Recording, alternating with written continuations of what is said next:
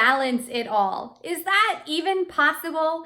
I have really wavered back and forth on this question over the years, and I've landed more squarely in the camp of things being work-life integration than balance. And what I want to share with you in this video are some of the actionable tips and strategies that have made a world of difference for me in hopes that they help you as well. I admit that I've gotten pretty embarrassed in the past when people ask me how I do all that I do, because oftentimes on the inside, I feel like I'm not doing a very good job holding my life together.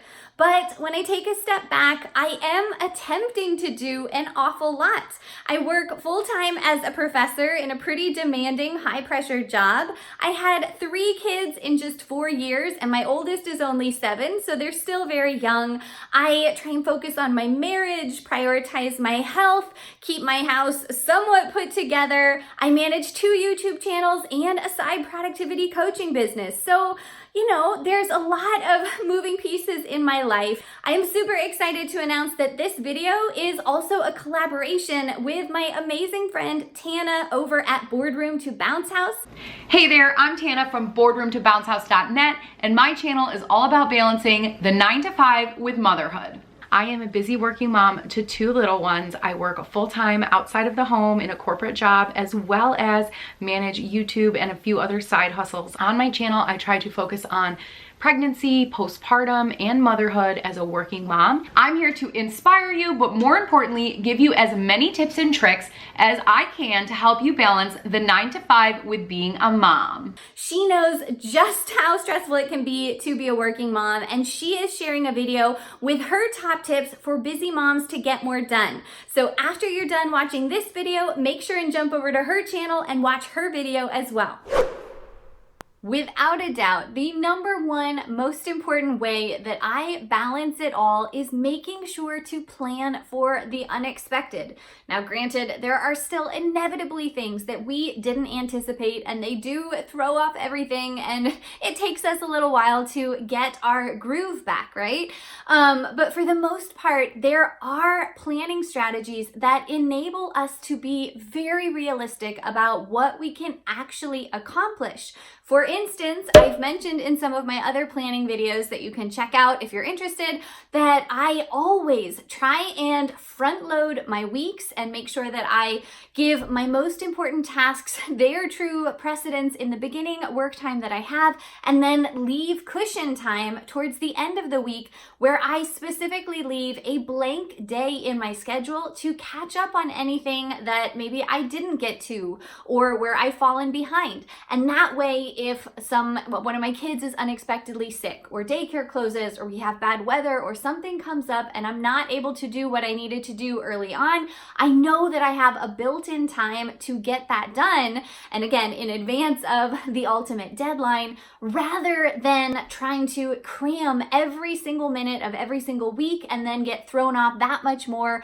when something that couldn't happen in the allotted time has no additional time window in which to get completed. I hope that makes sense. Definitely check out my planning playlist for so many other great tips. But just to summarize this first point, the number one way that I think we get it all done is really trying to under-promise and over-deliver, even to ourselves, right? Don't plan out every single minute. Give yourself that blank space, that catch-up time, those built-in cushion days, and then if, best case scenario, you had gotten everything done, things did go as planned, you end up with even more time to get work done or to indulge in self-care later on.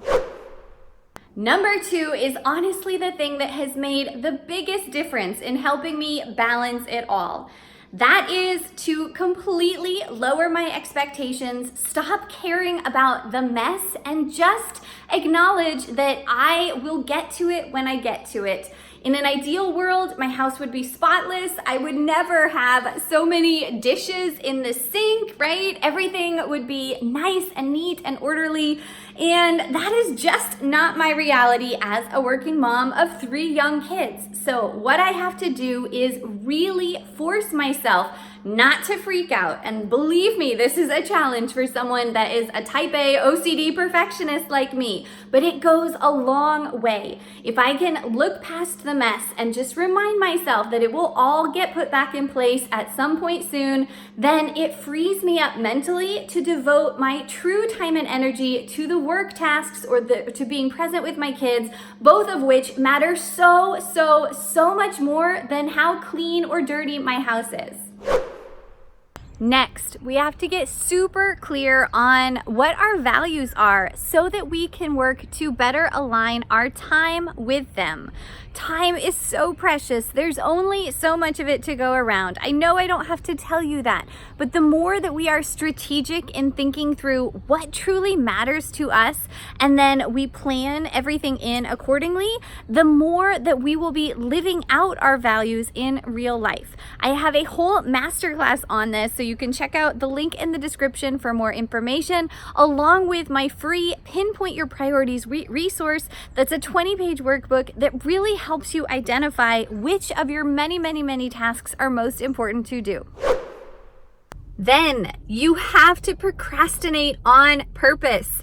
We don't have time to waste, right? Once you become a mom, your productivity totally changes. I've talked about this elsewhere, but honestly, so much of it changes for the better, because when I think back at all the little things I used to waste time on, it's laughable. Now I have to give something a time frame, give it a deadline, a lot of time that I'm gonna get it done, and not think about it outside of that schedule, right? So one of the best things you can do to balance it all is to make sure and plan something in with plenty of time to get it done before the deadline, but then get it off of your mind, focus on the task at hand, be all in on whatever you are doing in that moment, whether that is working or being present with your kids or whatever it is. Make sure that you're not dividing your time and attention, and that you ultimately just get things done at the time that they need to happen, instead of trying to be super on top of everything super early and waste more time on things than you actually should. Number 5 is that we have to get really good at saying no and turning down both opportunities that we just can't take advantage of when we already have so much going on, as well as turning down requests of things that are asked of us when we don't have any more time and energy to give. So it is so important to have clear boundaries and not to feel guilty for saying no when we can't take something else on. And the other aspect of this is that we have to really allow ourselves to both ask for and accept help. I don't know where we ever came up with this belief that we had to do it all ourselves. Nobody can, right? Anyone that is trying to do big things or even just keep their life running smoothly needs to have a support system that is there helping them accomplish each and everything along the way. This is the whole theory of comparative advantage, right? That we do what we do best and then hire out or ask for help the things that we are not able to do as efficiently. So whether this is asking for someone to come clean your house a little bit, or hire a babysitter, and if money is an issue, as it has definitely been for me, ask for a mom friend that will trade off watching each other's kids, or just come over and you help clean her house, she helps clean yours. There are so many ways around the money issue, but the biggest, most important thing to keep in mind is that it is not only okay, it is necessary to accept help. There is no shame in it. There is nothing wrong. It doesn't make you weak. It actually makes you brilliant because it enables you to do that much more faster and better. Number 6 is the most important logistically. We have to know that our kids are in good hands, that they are well taken care of, and we don't have to worry about them in order for us to be able to focus, right? To mentally and emotionally move from the mother realm to the work or employee realm. That's something that I have really struggled with over the years, because I both thought that I should be with my kids all of the time, or that there was was this certain kind of quantity of hours that I should be with them, instead of realizing that it's really more about the quality of time that I'm spending. And it's also, I think, hard for us to trust other people with our sweet children, right? That's a big deal. But I just really learned the hard way that it's never about us being the sole influence in our children's lives, but that proverbial having a village to raise a child. And so knowing that your kids have the care that they need, that they are squared away, you no longer have to worry about them for the time being, that is the key to being able to do what you need to do for work and then hurry up and get home to the ones you love. Then we have to remember to have a long-term perspective. It is so easy to jump to conclusions about what a failure we might feel like on the basis of any one day, week, or even a month, sometimes a whole season of our life. But the reality is that long-term, looking back, we are gonna be amazed at the fact that we really did balance it all. We will have been so proud of ourselves for all that we did get done, despite the challenge, despite the adversity, despite things not going as planned. So it is so crucial to enlarge your perspective, keep that long-term horizon, and just be kind to yourself. One of the best pieces of advice, I don't know where I found it, I read it somewhere, but it's this idea that we need to fall forward. Whenever we feel like we have messed up or failed, it is so important that we take a look at the lessons that we can garner from those experiences, and that is truly how we grow and become our best selves.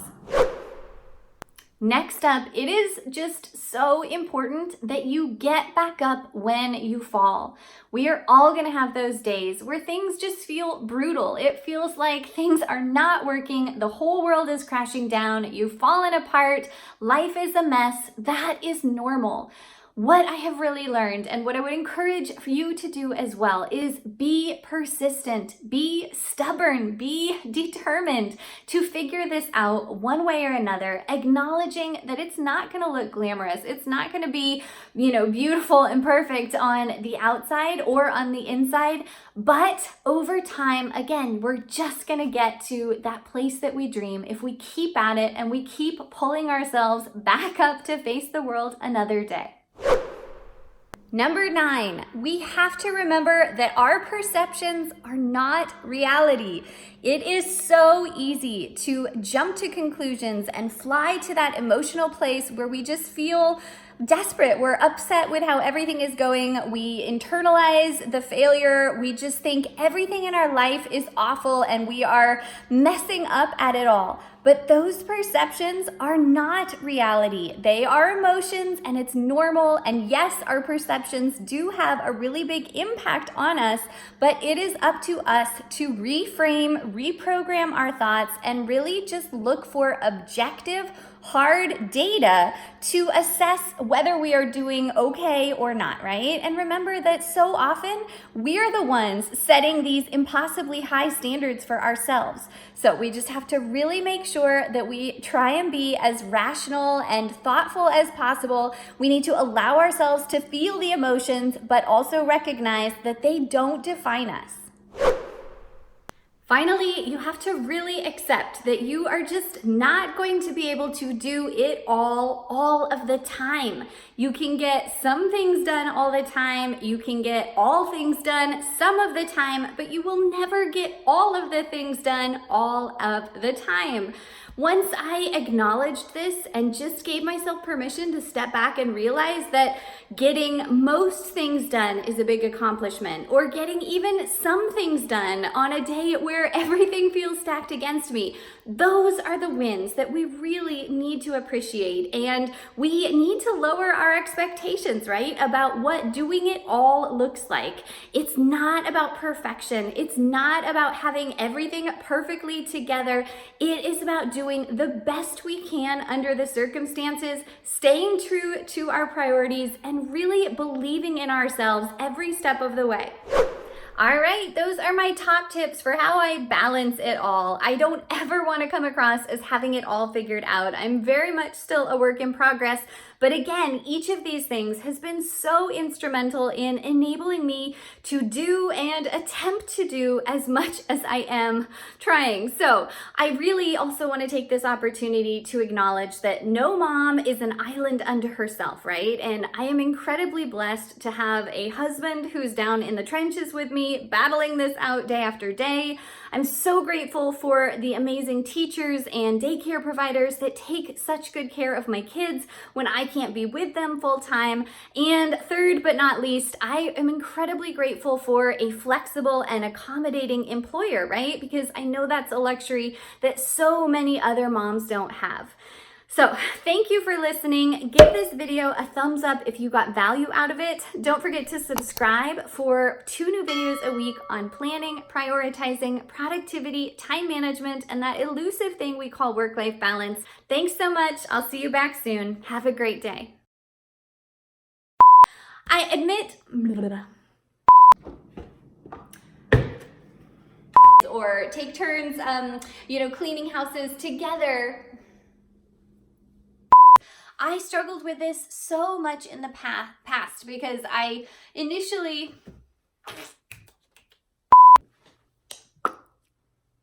just when we think we've got things figured out, bam, life changes. My hair is driving me crazy. Number 5.